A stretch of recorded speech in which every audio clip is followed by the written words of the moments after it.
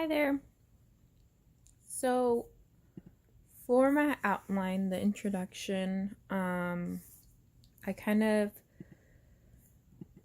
in my essay, I talked about kind of like the intro to kind of understanding the stories that I specifically go into, because there's a lot of things happening in this novel. The one that I chose was The Woman Hollering Creek by Sandra Cisneros. And so I kind of go with a few stories, and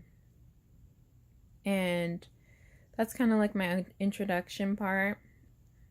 And then I kind of explain kind of my relationship to that, or what I thought of it when I first heard some of the quotes that really was significant. And one of the ones that I said in the first two paragraphs is when it says on page 15, it says, "Everybody today selling toys, all of them damaged with water and smelling of smoke, because a big toy warehouse on Halstead Street burned down yesterday. So what if our Barbies smell like smoke when you hold them up to your nose? Who's to know?" And I thought this made a good point about how young girls who love playing dolls didn't mind if the dolls had some scars on them. But they just like wrapped the stars and no one knew they were any different than any other doll. And I kind of reminded me of a video where I saw, it was like in a psychology class where the kids were having to choose between a black doll and a white doll, and they had to choose which one is better looking or which one behaves better, and they chose the white doll. And I thought that was interesting.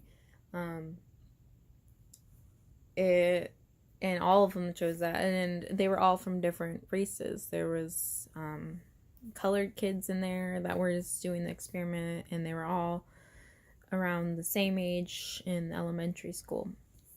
And so I kind of wanted to tie that in there, and kind of like part of my intro. And then I kind of introduced the certain themes that I wanted to discuss by the stories that I selected from this novel.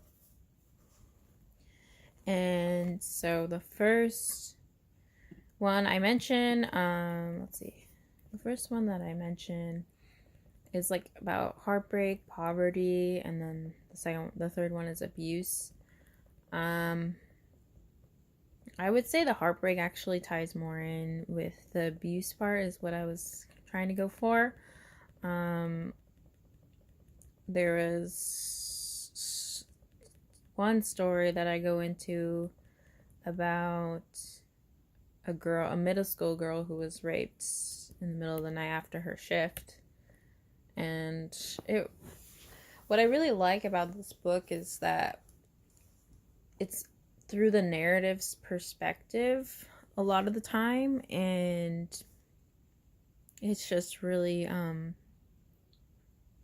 it's like the point of view of their heads be talking, and I really like that part of it. And one of the quotes from that specific story where the girl was raped, the rapist guy said, "You must not tell anyone what I'm going to do," he said. "And what I remember next is how the moon, the pale moon with his yellow eye, the moon of Tycho and Tulum and Chichen, stared through the pink plastic curtains. Then something inside bit me, and I gave out a cry as if the one I wouldn't be anymore, leaped out." And I kind of wrote how this shows how the little girl was taken advantage of through the web of lies that the man gave her. He told her not to tell anyone about it, and so she didn't. She ran home with her chones all bloody, and she did not tell her abuelita about anything. And so the guy tricked her, thinking that he was someone that she could trust. And he said in the beginning how he was royalty because he came from the ancient Mayan kings, which was not true. And after her family found out, after her abuelita found out, she did some investigating and found out that that was not true. He did not come from royalty, and his parents or his family members were praying for the girl because they know how terrible of a person he was. So that was kind of my my main theme that I really go dive into. And then the third, I put my body as like my connection to the story, because I talk about my own personal, not really like me going into abuse, but like this story that my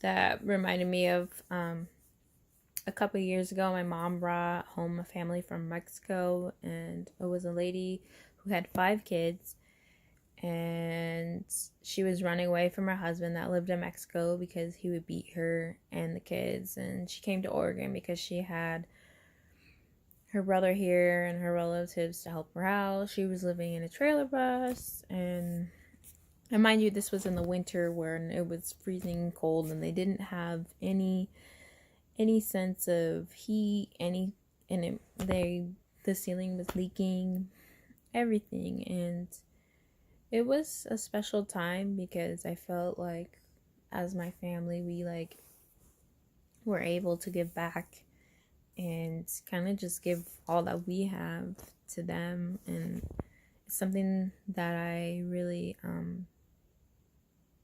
felt empathetic for, and I'm happy that we did that.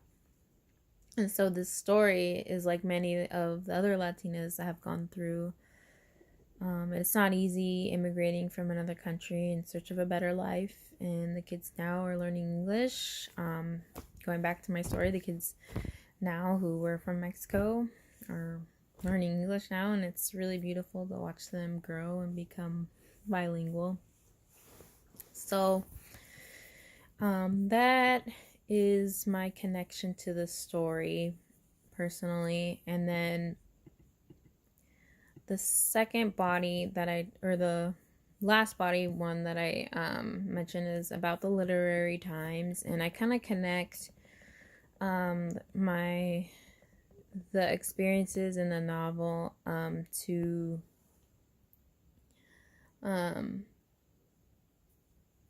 the last 3 novels that we read. And I believe that this literary period was in the early 20th century, when women really did not have that many rights, and also to have their husband decide on every big decision. And that was kind of a big thing in this novel too, is like women really didn't have any rights. And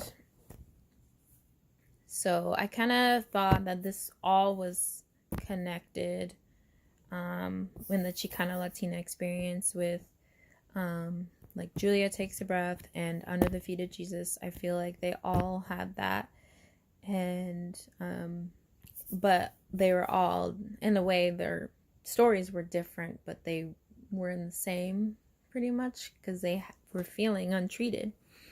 And what I really thought was interesting was the Julia Takes a Breath novel, where she was in Portland, and this seems more of like a recent book that came out, and it just like is opened my eyes to really feel like connected, like this is still going on, and it's because of the white privilege. And so yeah, it just comes in many different forms, and it all connects. And that's kind of like my last that's my connection to all the 3 novels. And then I have a conclusion. In my conclusion, I wrote, these short stories have a strong connection to the Chicano Latina experience. I believe that Sandra Cisneros does a great job of explaining these stories that happen from the inside of the border and also the outside of the United States. And learning about the heartache the woman had to face along with being sexually abused or treated unfairly shows how much Latinas had to struggle just to fight for what they feel is right. And so I go on and I talk also about my experiences seeing from like the East Coast to the West Coast, and that whole dynamic feels a lot different. And I kind of talk about that. And I think the strong themes in this novel is important to understand because it gives us insights on why this continues to happen and how we can resolve these issues in society. And yeah, it's pretty much what I go into in my conclusion. Yeah, thank you for listening.